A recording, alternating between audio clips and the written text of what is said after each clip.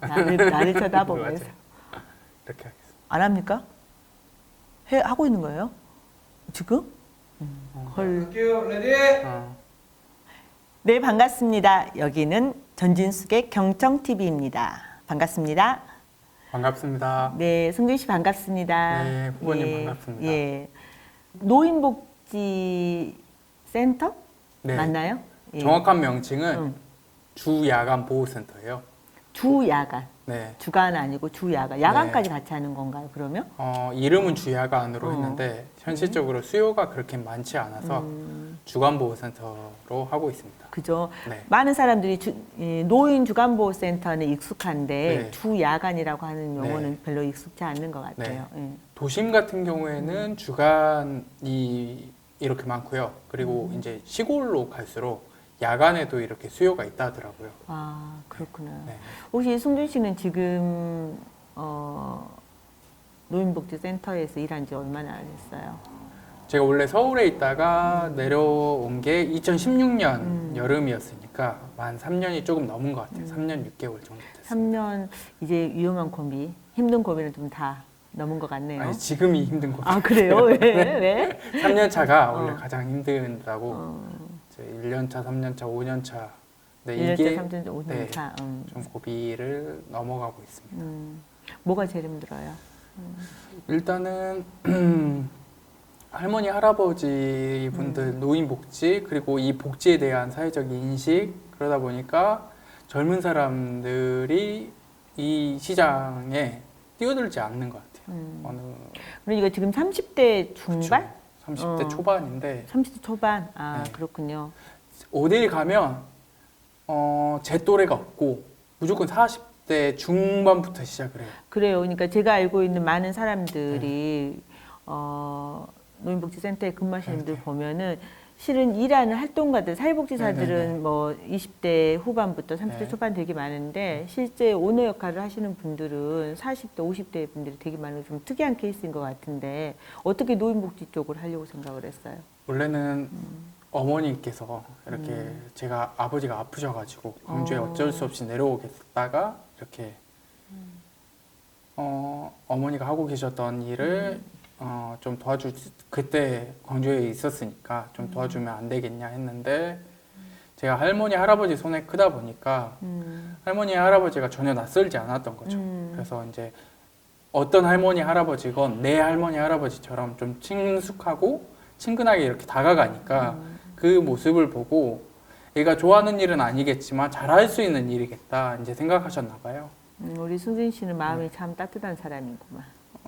따뜻하다기보다 그냥 어릴 때 그냥 그렇게 자랐기 때문에 그랬던 것 같아요. 전혀 낯선 환경이 아니었어요, 저에게는. 그러네요. 네. 젊은 사람들이 이제 핵가족화 되다 보니까 네. 어른들하고 사는 것도 네. 익숙지 않고 어른들을 어떻게 대해야 될지도 네. 모르고 이러는 경우인데 굉장히 훌륭한 청년. 실제 저희 할머니 할아버지 두 분이 지금 치매셔가지고 아, 지금? 네, 그래서 저하고 어머니하고 치매 할머니 할아버지 이렇게 네 가족이 살고 있어요. 아. 실제로도. 그렇구나. 그래서 일상인 거죠, 저희. 그러네요. 네. 치매가 치매. 네, 이번 정부 들어가지고 예, 그죠. 국가가 치매를 네, 모두 다 책임지겠다. 책임지겠다고 국가 네. 책임제를 가지고 있는데 네. 여전히 사각지대이죠. 그리고 네. 나도 이제 나이가 먹어가니까 네. 치매에 걸릴 수 네. 있다라고 하는 가능성 모두에게 열려 있는 네. 거잖아요. 그러고 나서 자기 세상을 잃어버렸을 때 누군가의 케어를 받는 건 굉장히 중요한 그쵸. 건데 실은 그거에 대해서 각자 개인이 책임져야 되는 영역이 오히려 지금도 많기 때문에 불안하기도 한 것 네. 같아요. 근데 이제 이렇게 노인복지센터 운영을 하면서 국가가 예전에 비하면 훨씬 노인복지 영역이 굉장히 넓어진 게 사실이죠. 근데 혹시 뭐가 어려운 건 뭐예요? 일단 그 아직도 아까 서두에 말씀드렸는데 복지에 대한 인식이 옛날에 이런 말이 있었던 것 같아요. 부자에게 돈을 주면 투자인데 가난한 사람한테 돈을 주는 게 복지다. 사회적 약자들한테만 이제 투자성으로 하는 게 아니라 그냥 베푸는 거다. 이거는 돌아오지 않는다라는 인식이 강하기 때문에 그러다 보니까 모든 예산도 그렇고 이번에 물론 되게 큰 폭으로 보건복지부 예산이 좀 늘긴 했는데 그럼에도 불구하고 이 사회에서 복지를 실현하기에는 아직 재정이 탄탄하진 않다. 그리고 올해 지금 2020년 복지 예산이 82조 5천억 네네. 정도 이 정도 되죠. 네네. 이전에 비하면 한 10%가 지금 네네. 추가가 된 걸로 알고 있는데 여전히 많은 사람들 머릿속에는 복지를 아까 승준 씨가 이야기했던 것처럼 뭔가 시혜적 혜택을 주는 거 모든 사람들이 골고루 누려야 하는 보편적 복지 방식보다는 여전히 우리나라 복지가 보편적 복지로 나가고 있다고 하지만 여전히 시혜적인 걸로 인식을 하는 경우가 되게 많은 것 같아요.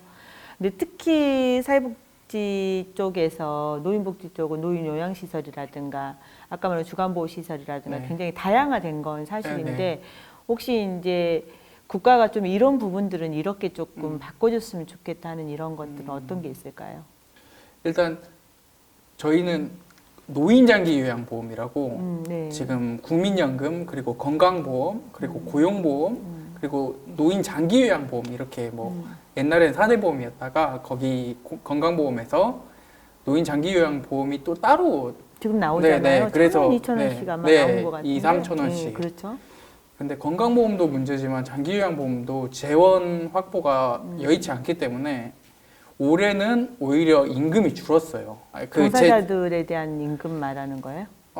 아니면 어떤 그러니까, 임금 말할까? 재원이 내년도 예산이 예산 자체가 줄었어요. 그래서 전체 예산의 네네. 폭이 지금 줄어든 걸 말하는 거죠? 기본적으로 받았던 가산금이 되게 많이 삭감됐거든요. 그래서 이거를 당장 내년에 어떻게 해야 되냐.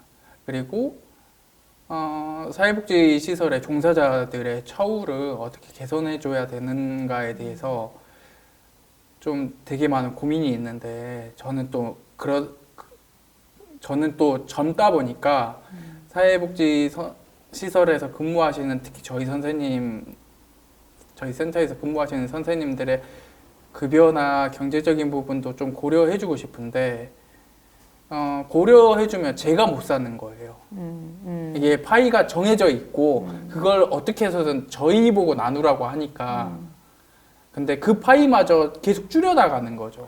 지금 사회복지사들의 기본 임금 테이블이 정리가 안 되어 있는 건가요? 그러니까 이를테면 이런 거잖아요. 급여를 어떻게 줄 건가 하는 문제하고 운영비를 어떻게 쓸 건가에 분리되어 있지 않죠, 지금? 분리되어 있어요? 아니요. 예, 이제 재무회계가 적용돼서 어느 정도 적용이 됐고 그리고 근데 시설에 이를테면 어르신들의 숫자하고 그 시설에서 기본적으로 활동을 할 수 있는 사회복지사의 숫자는 정해지는 거잖아요. 그러니까 거기에 맞춰서 급여가 나오고 운영비나 이런 것들이 플러스가 될 것 같은데. 네. 그리고 인건 비율도 말씀하신 것처럼 전체 얼마 주면 거기서 얼마의 비율 이상을 맞춰라라고 이제 공고를 의무사항이에요. 공고가 아니라. 근데 그것만으로는 되게 부족하죠. 그리고 이게 어떻게 보면 지금 민생경제가 되게 힘들다 보니까 자영업자 분들이 이 시장으로 많이 뛰어들고 있어요. 그러니까 복지시설에 이렇게 개소하는 데 있어서 장벽이 낮아요. 사회복지사 2급을 가지고만 있으면 되거든요. 근데 그거는 사이버 교육으로 1년이면 충분하고. 제가 네. 2급 아직 그 자격증을 발급받지를 못했는데 다 이제 실습까지는 다 끝났는데 아직 신청을 못했어요. 그거 하실 때 어려우셨어요? 글쎄 이제 사이버 강의를 들었으니까 강의야 들으면 되는 거고 실습하는 건 기본적으로 하는 건데 그렇게 어렵지는 않았던 것 같아요. 그렇죠. 그러다 보니까 이제 복지를 전혀 경험해 보지 못하셨던 그냥 일반 자영업 하셨던 분들이 이렇게 우수수 대거 영입이 되면 이제 유입이 되면서 그리고 이 복지 시설도 뭐 동에 뭐 이렇게 있어야 되는데 뭐 많은 어르신들이 많은 동이면 그만큼 수요가 있기 때문에 뭐 있어야 되는데 이게 너무 많이 몰리는 거죠. 뭐 편의점 예전에 한 골목에 3개, 4개 막 이렇게 출자돼가지고 문제가 있었잖아요. 그러면 그 제도에 이를테면 방금 말했던 복지센터나 노인복지센터나 이런 데에서 지금은 승인제인가요? 아니면 이번에 허가제로 바뀌었어요. 원래는 허가제로. 신고만 하면 그렇죠. 네, 그러니까 이제 가능했었는데 어느 순간 네. 복지 시설들이 우후죽순처럼 네. 만들어진 건 저는 이제 그렇게 생각을 네, 해요. 네. 하나는 진짜 필요하고 우리 사회가 사회복지라고 네, 네. 하는 새로운 영역에 활력을 넣어주면서 많이 사회복지에서 많이 배출도 되고 네, 네. 사회복지사의 일자리 때문에 그러기도 하고 맞아요. 사회가 전체적으로 돌봄의 문제를 사회가 풀어가야 될 문제로 생각을 하면서 많은 시설들이 했는데 아까 말한 것처럼 제대로 준비되어 있는 사회복지 시설 얼마나 만들어졌냐 하는 네, 문제는 네. 또 별도의 문제이기도 하고 그냥 신고만 하면은 네. 승인을 해주는 방식이기 때문에 어떤 큰 틀에 있어서 기본만 갖추면 되는 이런 것들 때문에 많이 생겼던 이런 문제이기도 하는데 이게 양쪽 단면은 있는 것 같아요. 양쪽. 예. 근데 지금은 허가제로 바뀌었으면 국가가 조금 더 촘촘히 보는 거고 예산 문제도 네, 아마 네, 그럴 네. 것 같은데 그거는 이제 우후죽순 늘어나는 것에 대한 제한은 일정 그렇죠. 정도 될 것 같고 근데 이제 이거는 방금 말한 것처럼 서로 경쟁하는 관계 속에서 얼마나 더 좋은 복지를 만들어낼 건가의 네네. 경쟁선에서는 굉장히 좋을 것 같은데 다른 어려움은 혹시 뭐 수급자들에게 있어서는 더 좋을 것 같아요. 어쨌든 어느 시설에 가건 지불해야 되는 본인 부담금이라 하는 거는 그렇게 큰 차이가 없거든요. 거의 다 똑같은데 예, 예. 이게 사회복지 시설이 어쨌든 수급자의 숫자만큼 이렇게 예산이 나오다 보니까 이게 갈수록 대형화되고 최근에는 프랜차이즈화 돼가고 있어요. 그게 문제네. 네. 근데 제 생각에는 작은 만한 시설도 분명히 존재해야 되고 뭐 필요에 따라서는 뭐 예를 들면 뭐 10인 이하 시설도 필요할 것 같고 전체 시설이 대형화된다고 하는 네, 것도 무조건 있죠. 그죠? 50명이 넘어야 된다고 근데 요즘 그거는 요즘에 그 시설이 네. 집단 시설을 네. 장애인 시설 같은 네, 경우는 네. 줄여내고 네. 이거를 개별로 네. 이를 적는 그룹홈 방식으로 하는 것들이 늘어나는 이거는 거꾸로네. 네. 진짜. 그 그룹 폼도 다른 게 있어요. 뭐 주야간 보호처럼 공동 요양 가정, 공동 생활 과정이나 이런 게 있는데 많은 시설만 놓고 보면 주야간 보호가 가장 많고요. 가장 많이 생겨나고 있고 그리고 최근 3년간의 수치를 보면 대형화예요. 대형화 프랜차이즈화. 그러다 보니까 50명이 넘으면 어느 정도 이제 뭐 20명이 왔을 때 얼마가 이제 남는다라고 했을 때 50명이 오면 얼마가 남으니까 들어가는 비용은 그렇게 크지 않다. 큰 차이가 처음에 큰 차이가 없기 때문에 무조건 큰 건물에 임차를 하건 큰 건물을 사서 이렇게 해야 된다. 그러다 보니까 복지에 전혀 생각이 없으셨던 일반 자영업자분들 사업화되는 거죠? 사업화되는 거죠, 이게. 근데 저는 복지가 과연 사업화가 되는 게 맞는가? 조금 정리를 해보면 지금 노인복지센터를 운영을 하면서 가장 네네. 어려운 것은 네. 거기서 일을 하고 있는 사회복지 종사자들에 대한 네. 정확한 대우나 이런 네. 것들이 굉장히 조금 어렵다고 하는 네. 거. 그래서 종사자의 처우 개선이 돼야겠다고 하는 내용 하나 네. 있는 거고요. 또 하나는 지금 현재 복지가 정말 진심에서 우러나는 뭔가의 네. 복지 마인드를 가져야 되는데 이것보다는 복지 시설이 대형화되면서 일정 정도 네. 사업화된 것에 대한 그렇죠. 문제가 있는 거죠. 네. 예. 이 두 가지가 가장 큰 네네. 문제인가요? 저는 이걸 통해서 20대, 30대들도 이 시장에 유입이 돼야 된다고 생각해요. 사회복지사 선생님도 되게 늙음악하게 이제 자격증을 이렇게 취득해서 이렇게 오셔서 보다 보니까 행정적인 문제나 이런 부분에서 되게 애로점도 많고 일단 기본적으로 젊은 사람이 없다 보니까 일을 하면 선생님들한테 치이고 어르신들한테 치이고 그러니까 늘 저는 되게 힘든 것 같아요. 젊은 사람들 어디 가서 하소연할 데는 없고 그거는 이를테면 이제 20대, 30대가 가지고 있는 자본이라고 있는 게 한계가 있는 거잖아요. 자기 투자 네네네. 자본이라고 하는 것은 어쨌든 네. 기본적으로 필요한데 대형화 시설이 되면은 투자 자본을 만들 수 없는 20대, 네. 30대 자체가 뭐 근접할 수 없는 네네. 상황이 되고 이거는 이제 결국은 아까 승주 씨가 이야기해줬던 것처럼 그냥 사업으로 보는 방식의 대형화라고 하는 건 문제가 네. 있는 거고 소규모 방식으로도 진행될 수 있는 뭔가 시스템을 갖춰줬으면 좋겠다고 생각을 하는 네, 거죠. 네. 근데 건강보험공단에서도 대형화를 장려하는 것 같아요, 오히려.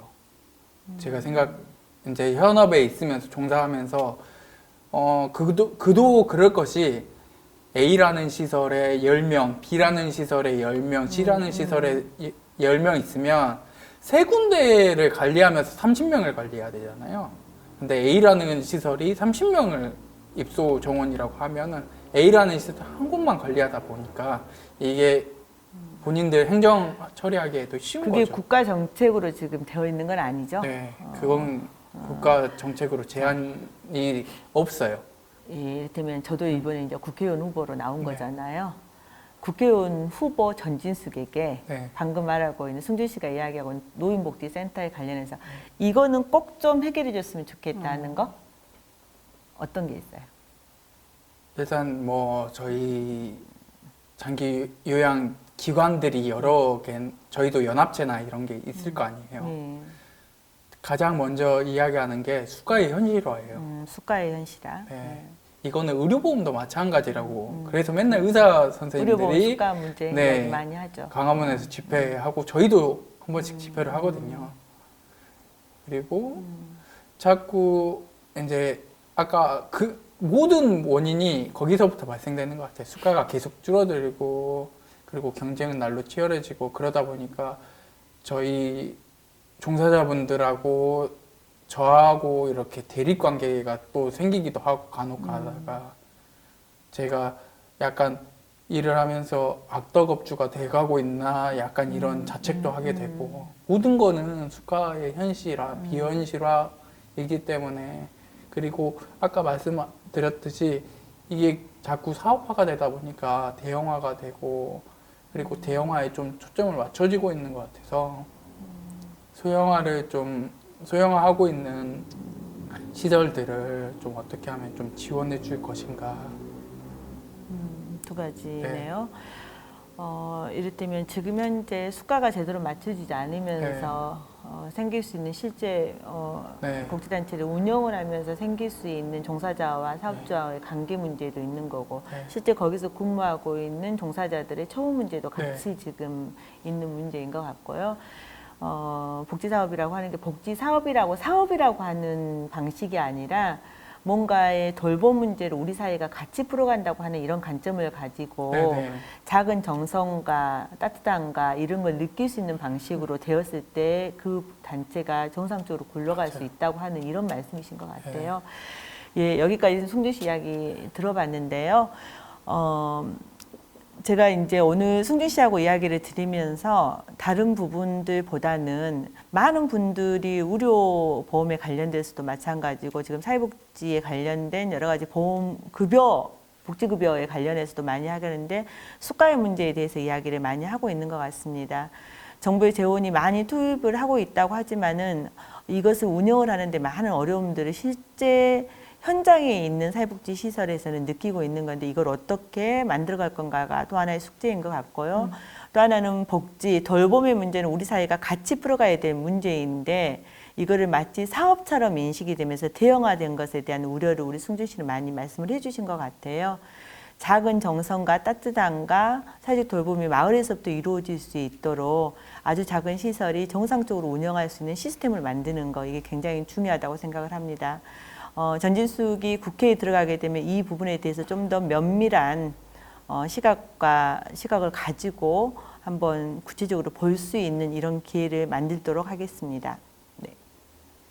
오늘 같이 해주셔서 너무 고맙고요. 이 짧은 순간에 뭐 많은 이야기를 하기보다는 그래도 이제 현재 어떤 어려움을 갖고 있는지 알 수 있었던 거고 이후에 지속적으로 만나면서 어떻게 풀어갈 건지 이야기를 했으면 좋겠습니다. 네. 오늘 출연 감사합니다. 오늘 초대해 주셔서 감사합니다. 감사합니다. 네, 감사합니다.